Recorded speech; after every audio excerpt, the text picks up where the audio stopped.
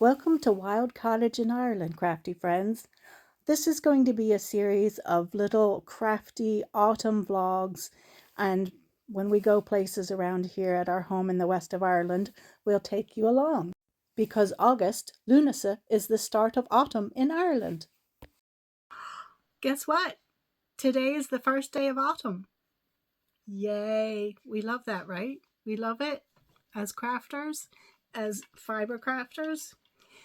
Okay, so today is the first day of August, but in Ireland, according to sort of like the traditional calendar, August is the month of Lughnasadgh, which is the first day of autumn. Sorry, I'm looking at the wrong end. Once again, depends on how I put my phone in the gimbal or whatever. So yes. So I'm going to count it. I'm ready. I'm ready for it. And it makes sense here because we're so far north. You do start to see the signs of some autumn. It's the harvest. And I can actually see some of the tree leaves starting to get their autumn colors, their first autumn colors. And yeah, we still, there's still loads of flowers, but it is certainly rainy as per usual in the west of Ireland. July is usually a really rainy month, and actually as August proceeds nearer into September is actually usually a beautiful month, and we have that late summer vibe. But definitely, yeah, we can feel autumn on the horizon. So I have got my sort of little stickery thing of autumn vibe flowers. I got my little coaster of this little lady here. She is weaving up some autumn leaves. So I'm welcoming autumn in the traditional Irish sense. And then the next festival is Samhain, or Halloween, the 31st of October. And as you know, well, as you might not know, but that's the traditional then November 1st, traditional first day of winter here in Ireland. Okay, I have a little project that I want to show you that I've got in one of my fish bags, because yeah, I know I was total fish girl summer, sardine summer, which is now going to be sardine late autumn, or sardine late summer into autumn. I suppose these aren't sardines. What is that?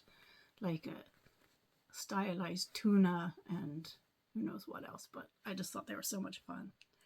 And I have in here my start on the Sunday top, which is a pattern by Dani Gerhardi, and she gave this away free to her newsletter subscribers, and she does great discounts for her newsletter subscribers. So I would encourage you to subscribe to her newsletter. I've got several of her patterns. I think this is the first one I've actually knit, but I really like a lot of her patterns. So it's for sport weight, and I don't really have any sport weight. So I'm going to do size 2 because it's a lacy circular yoke, but not too lacy because I need to take a break from a lot of lace, which you may see in a clip where I was talking about that. But it's a simple lace, and then a lot of it's just stockinette. But it's written for sport weight, and I don't have, you need, I think she said 720 meters for my size, which is like the 36-inch bust, but I go by my upper bust size because I don't mind having negative ease on my actual bust, because then with going by my upper bust size, it really fits me well through here. But her gauge is 20 stitches per 4 inches on a sport weight yarn, and I don't have a sport weight yarn in 2 skeins. But what I thought I would try is I have this beautiful, which is more turquoise than what it's looking here, but this beautiful yarn from Fjord Fibres, and it's 350 meters in it. It's a fluffier sort of yarn, so it's not really the sport weight. It's thinner than that. But I thought maybe if I held it with this drops, it would be easier for me to get gauged. Now, I was very bold and I didn't swatch. I just thought I would start knitting and let this be my swatch. And I do that often when I kind of think I know what I'm doing. And happy, and because I would be happy, I try on as I go a lot. So I started off with the needle that she recommends for the ribbing. I did a twisted ribbing. I kind of reverted to doing that, and then I just kept it up. And then you do some stockinette. And I was using the needle she recommended, which is a 4mm, just to see what I would get. But I was full aware that I might have to size up, because I'm usually a tighter knitter and I have to size up. So then I just kind of measured that a little, although I know obviously this hasn't been blocked yet, but it was still going to be too tight even after it blocked. So I've swapped up to a 4.5, and I'm going to continue on a bit. Then I will block it and I will gauge swatch it and see where I am. So I don't mind doing that. And two, especially when you're first doing up here, I found that even if I wind up a bit tighter than I should be, then I can go up like another needle size, and it's fine as long as I haven't, gone really, really too far. It's fine. It's absolutely fine for me. So yeah, so this is starting. And I want to see too the fabric, because I love the variegation on this, and I want to see how does it look in a larger, like you can't, like I need to see it in stockinette more than that as well. And I just thought I'll go ahead and we'll see. And if I need to rip that out, I will. Now, I didn't have two of those, but I had one that I ordered from her. I went all in with the fish. That I ordered from her at the same time as I ordered that. And that one was called Tropical Waters, and this one is Glacial Waters. And what I thought I might do, I haven't decided. So what I am kind of trying to do is make, I know I can fade them into each other by, sort of alternating the yarns bit by bit. So it kind of fades into each other. So I could do that because I have 4 balls of this drops. But then I was also wondering, so I have this of the Friends, and I'm not going to use that. I'm not using that up top because it's not quite as soft. This one isn't anyway, as the drops mohair, I find. But I was just sort of wondering if you can see my thought process, that this little bit lighter mohair with a bit darker yarn and this bit darker mohair with a lighter yarn, would it kind of really make not the same, but more of the same? Wow. I have to apologize. Like the past couple weeks, or the past 10 days, week, it's been something else. Like with me getting the, I get the servogenic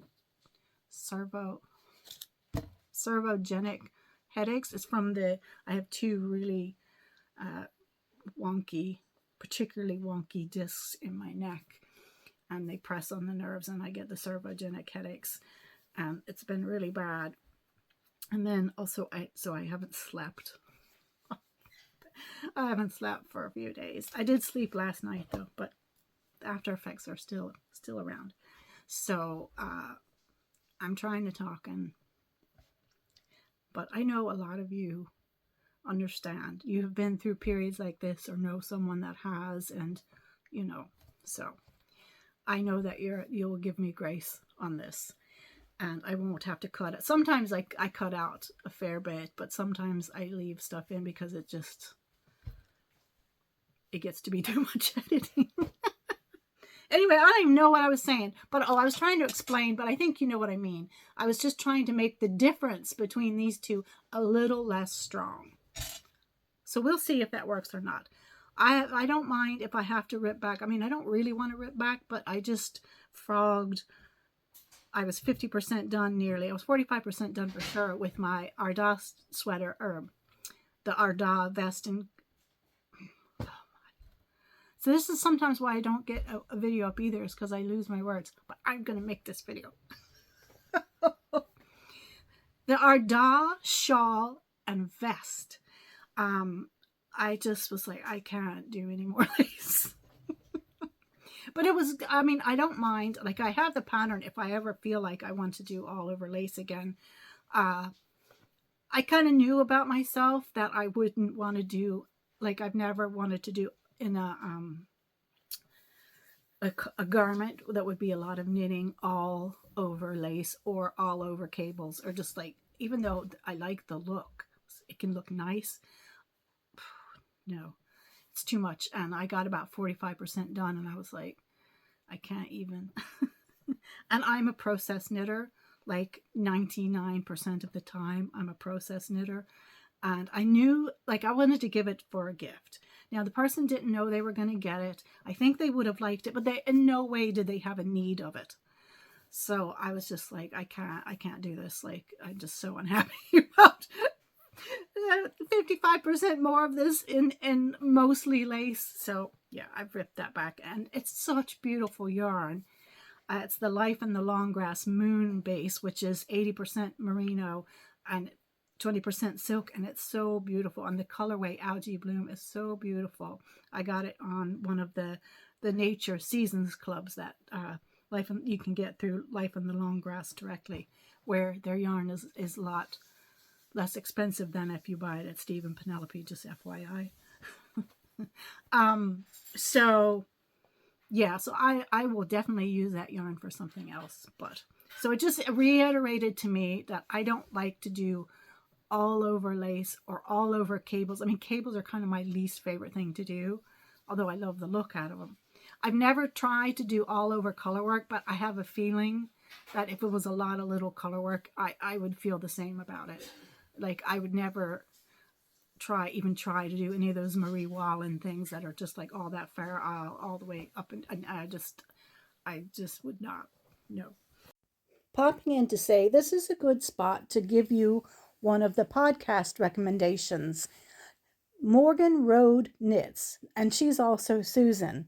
And her latest video there, she is also talking about her problem with doing all over color work. And she's trying to attempt that. She knows her limit. It's about 30 rows. 30 rows of color work in the yoke even before she's like, okay, that's it.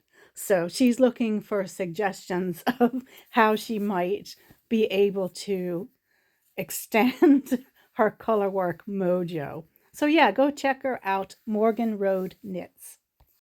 So anyhow, that's my plan for the Sunday top, which I'm very excited about, from Dani Gerhardi. And again, I just encourage you, have a look on her Ravelry page. If her patterns appeal to you, definitely sign up to her newsletter. So that's what I'm working on at the minute. My wedding shawl is on hold while I wait for the beads to arrive. And my Viajante cape and shawl, which is a lace weight project of like 1,400 meters or so, and some of it is lace, but a lot of it is not, and there's no purling, because purling after a while can hurt my hand, and that has no deadline at all. Like, it's just me doing it as I want to, and I've wanted that.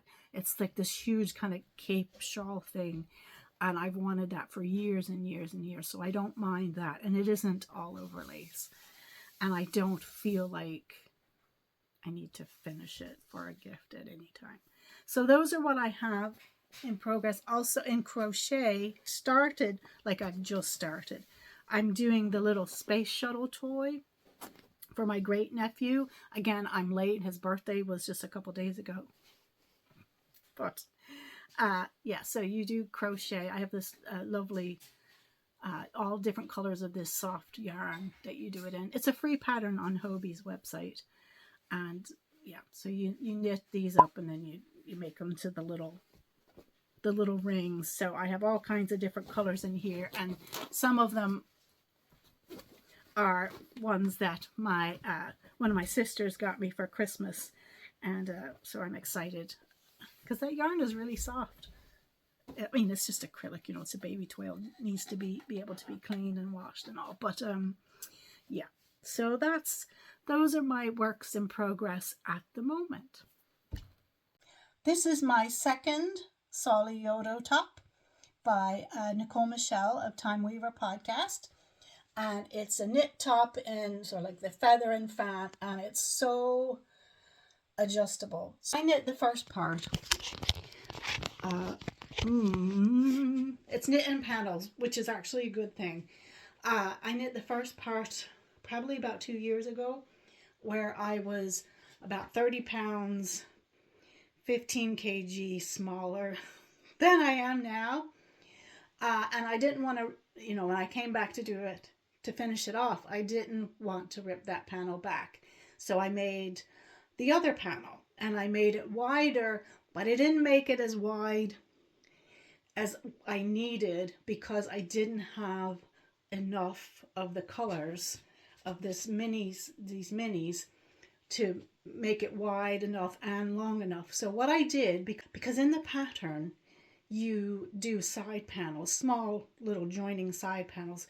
Well, what I decided to do is do a little bit of side panel, and then do the little ties like you see on all the little vests, not all the little vests, but a lot of the knitted sort of vest slip over patterns.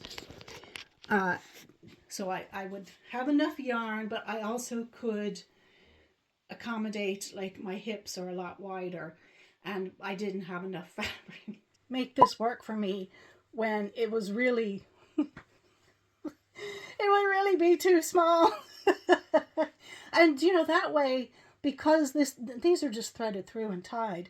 So if I do get fluffier, or hopefully get a little less fluffy as my health